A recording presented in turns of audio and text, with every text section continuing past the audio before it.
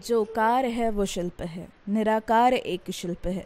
मंद मन के शोक से तो कांच में क्लेश है, मीना भी सादा सफ़ेद है। उस मन के ही तरंग से शंख में भी रंग राग है, माटी में भी गुलाल है, गुलाल में भी शिल्प है। कहने को तो कला को व्यवसाय से जोड़कर उसकी कई हुनरमंदियाँ गिनाई जा सकती हैं, लेकिन एक फनकार के लिए उसका शिल्प, उसकी कला, उसकी कमाई नहीं, उसकी विरासत है। उसके मेहनत के एवज में मिला खजाना है उसकी कला।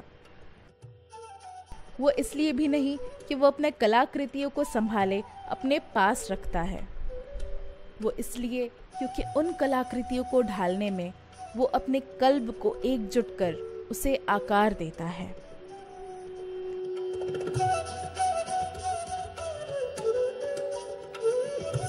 बचपन में इसको हम खेल कूद में ही सीखे, और किसी न किसी के यहाँ उस्ताद के यहाँ सीखने पर जाना ही पड़ता है।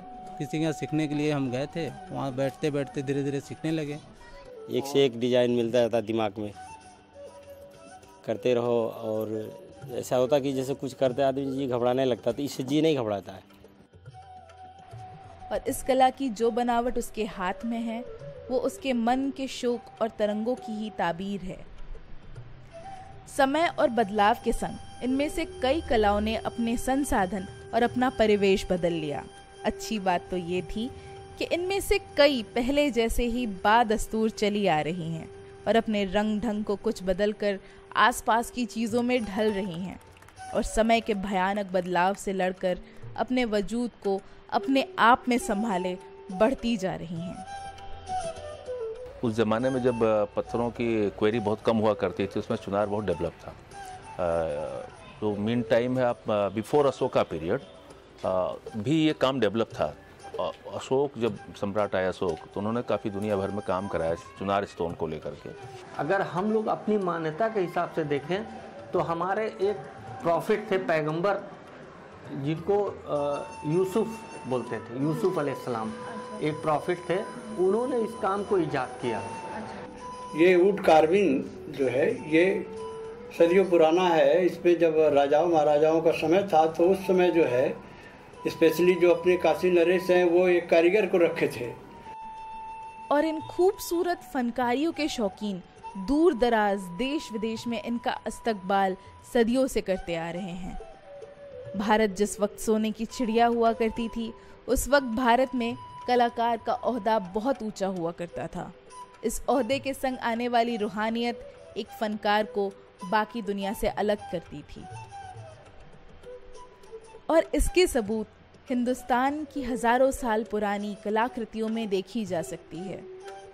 कैसे छोटी से छोटी कलाकृतियाँ खुद में अनोखी होने के साथ साथ एक मुशाबिहत और एक मूक लहजे को पेश करती है। ये लहजा कुछ और नहीं, उसी कलाकार की जुबान है जिसकी आवाज़ तब तक गूंजती है जब तक उसका फन जिंदा है। ये ब्लॉक प्रिंटिंग का काम मैं 40 साल पहले से कर रहा हूँ। मुझे सरकारी नौकरी भी मिली है, पुरातत्व विभाग में भी मुझे मिली है, हैंडलूम और टेक्नोलॉजी में जबलपुर में मिली है। मैंने नौकरी भी की है 1 साल। इसके बाद फिर मेरा मन नहीं लगा, तो फिर मैं बनारस आया हूँ, और बनारस आने के बाद मैंने काफ़ी लोगों को रोज़गार दिया है इसमें, और मैंने भी इस काम को बहुत आगे निकाला है, और मैं चाहता हूँ कि ये काम आगे चलता रहे। बनारस और उत्तर प्रदेश के पूर्वांचल इलाके में शिल्पकारी का परिवेश सदियों से रहा है, और शिल्प का मतलब ये नहीं कि यहाँ एक तरह की शिल्पकारी सब कर रहे हों। हर शिल्प अपने आप में मुख्तलिफ है यहाँ, और यहाँ की अलग अलग फनकारियों के अलग अलग समय मुयस्सर होने की बात तो भारत के महाकाव्यों ने खुद किए हैं। बनारस के मेटल रिपोजे का सार महाभारत और रामायण में अक्सर सुनने मिल जाता है। यहाँ की प्रसिद्ध गुलाबी मीनाकारी 400 सालों से अपने खूबसूरती की रिवायत लिए चली आ रही है। यहाँ होने वाले zardozi badge making, stone undercut, black pottery जैसे काम सिल्क रूट खोजे जाने से पहले से यहाँ जिंदा थे।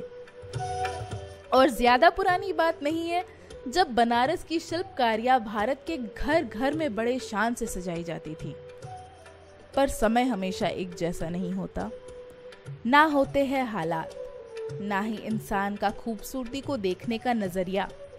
इसीलिए तो आज़ादी के बाद अचानक से एक लहर चली बदलते रुतबों की। लोग इन कलाओं की जगह सस्ती और आसानी से मिलने वाली वस्तुएं खरीदकर एक बेजान रुतबे में एक बेजान शौक पालने लगे। और उसको बढ़ावा मिला वैश्वीकरण के नाम का। पर वैश्वीकरण का मतलब था दुनिया को घर बुलाना। लोग ये भूल गए थे कि मेहमान के घर आने से परिवार खत्म नहीं हो जाता। पर क्या कर सकते थे, लोगों की तरहीज ही कुछ ऐसी थी। लेकिन इल्ज़ाम आया मशीनों पर। बात तो ये थी कि मशीन कला की आत्मा को मारकर उसके सूरत की नकल उतार रहे थे और लोग भी हंसी खुशी कला की बेकदरी देखकर उसे अनदेखा किए इस बेजान शौक में बढ़े जा रहे थे। लिहाजा कई कलाकारों को अपनी कला से प्रेम करने में शर्म आने लगी। वो इस व्यवसाय से खुद को अलग करने लग गए। पहले तो बाजार भी था, काम भी अच्छा हो रहा था, और अब थोड़ा मार्केट की दिक्कत है। रोजगार पहले था सर, मार्केटिंग ना होने के कारण हमारा काम धीरे धीरे जब समाप्ति के कगार पर, क्योंकि जब कोई प्रोडक्ट बनेगा, कोई हैंडीक्राफ्ट सामान तैयार हो गया, तो उसको जब लेने वाले ही नहीं रहेंगे तो फिर कारीगर बना के क्या करेगा। इस काम करने वाले ऑटो रिक्शा चला रहे हैं, टूरिज्म बताते हैं, रिक्शा चला रहे हैं, दूसरा काम कर रहे हैं, मगर इस काम से हट रहे हैं। अब हम लोग की उम्र हो गई है 75 साल की, हमारी उम्र काम करने की अब है नहीं। तो काफ़ी लोग छोड़ के दिल्ली, बॉम्बे और तरह तरह की जगह पे चले गए। कहते हैं कि भाई 300 रुपया तो आजकल गांव में लेबर ले रही है, हम लोग तो कारीगर हैं, हम लोगों का तो 200 रुपया भी नहीं हो पा रहा है। पर वैश्वीकरण की नीयत कला को मारने की तो बिल्कुल नहीं थी। इसीलिए संयुक्त राष्ट्र द्वारा GI यानी जियोग्राफिकल इंडिकेशन की शुरुआत की गई। GI एक ऐसा पहचान चिन्ह है जिसके द्वारा किसी निश्चित भौगोलिक क्षेत्र से जुड़े महत्वपूर्ण उत्पादों को प्रमाणित किया जाता है। GI सर्टिफिकेशन के बाद पूरे विश्व में इन उत्पादों की मांग और बढ़ जाती है और साथ ही साथ कानूनन इन उत्पादों की नकल पूरी दुनिया में कोई नहीं उतार सकता। और इसी संभावना को देखकर कलाकारों के हित में सामने आया national bank for agriculture and rural development यानी नाबार्ड। तो उस टाइम में फिर नाबार्ड ने हमको 5 बनारस और आसपास के जो 5 हैंडीक्राफ्ट के प्रोडक्ट थे उनके लिए उन्होंने GI का सहयोग हमको दिया। और नाबार्ड ने 14 उत्पादों को GI सर्टिफिकेट दिलाने के लिए सहयोग किया, जिनमें से Varanasi wooden lacquerware and toys, Banaras की गुलाबी मीनाकारी क्राफ्ट, बनारस की सैंडस्टोन जाली वर्क, बनारस की मेटल रिपोजे, मिर्जापुर की हैंडमेड दरी, निजामाबाद की ब्लैक पॉटरी और गाजीपुर की वॉल हैंगिंग को GI सर्टिफिकेट मिल चुका है। और धीरे धीरे नाबार्ड की शिद्दत और वस्ल दोनों काम आए। एक एक कर कई कलाओं को उनकी पहचान दोबारा मिलनी शुरू हो गई। अभी सर स्थिति इतनी बढ़िया हो गई है, इतनी मार्केट बढ़ रही है, डिमांड इतनी हो रही है कि हम लोग पूरा ही नहीं कर पा रहे।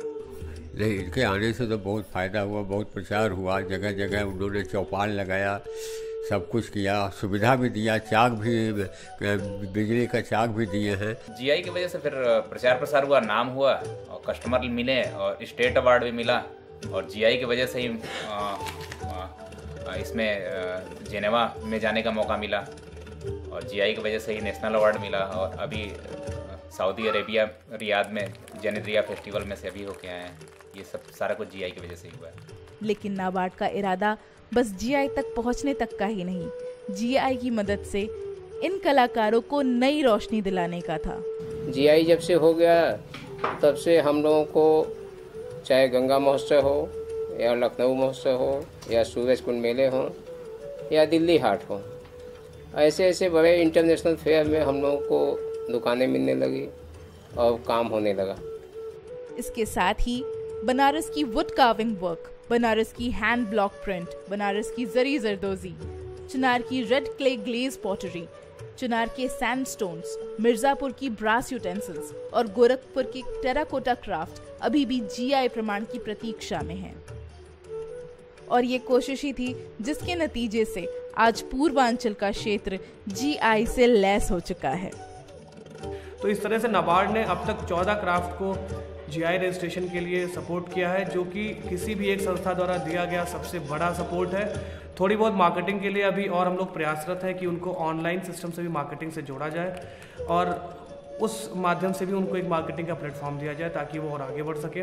आप देखिए तो देश और विदेश के जो भी राष्ट्राध्यक्ष जो बनारस की धरती पर अब कदम रख रहे हैं, उनको एक कोई ना कोई हमारे जीआई प्रोडक्ट्स का ही एक बना हुआ प्रोडक्ट उनको गिफ्ट किया जाता है, एक मोमेंटो के तौर पर, एक पहचान के तौर पर। और नाबार्ड की कोशिशें यूं ही चलती रही, तब वो दिन दूर नहीं जब भारत दोबारा सोने की चिड़िया बन पूरी दुनिया से ऊपर उड़ेगा।